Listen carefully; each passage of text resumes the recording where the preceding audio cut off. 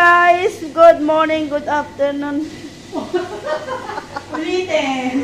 Hello guys! Magandang umaga sa inyong lahat. Araw at gabi, sa man solo kayo naroroon ng mundo. Ito ngayon guys, tayo ay gumawa ng chicken. Ilalagay natin to sa oven. At nilagyan na natin ng mga ingredients. Yes.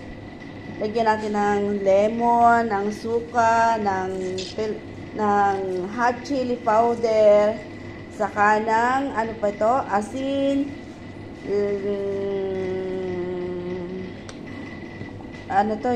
kurkum guys, yung kurkum yung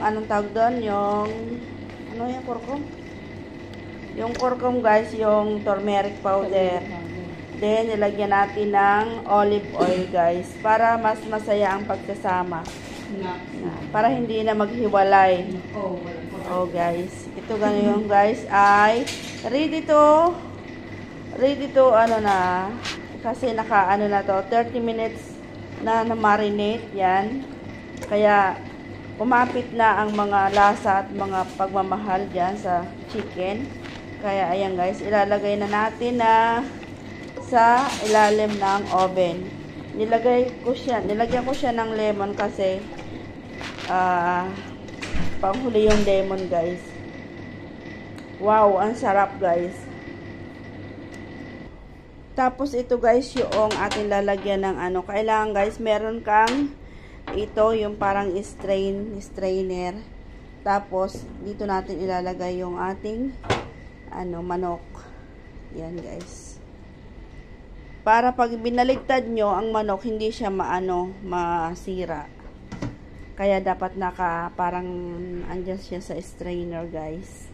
Strainer. Ayan guys. Yan.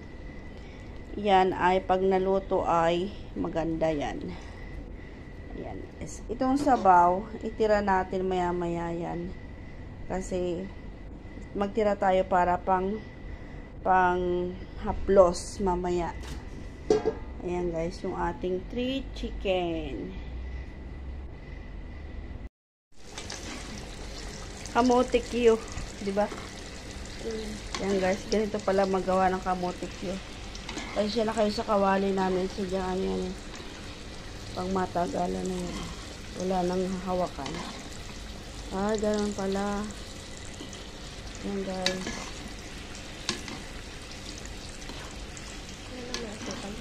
Luto na ba yan?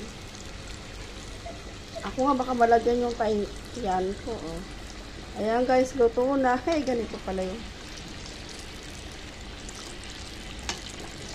Diba? Kamote Q na guys. Ngayon ko lang na try. Padikitin pa natin para mas matibay ang relasyon.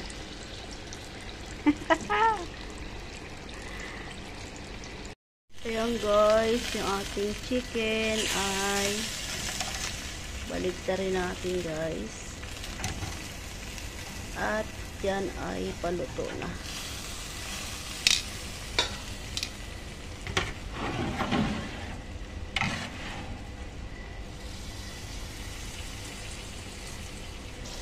Ay, ano to?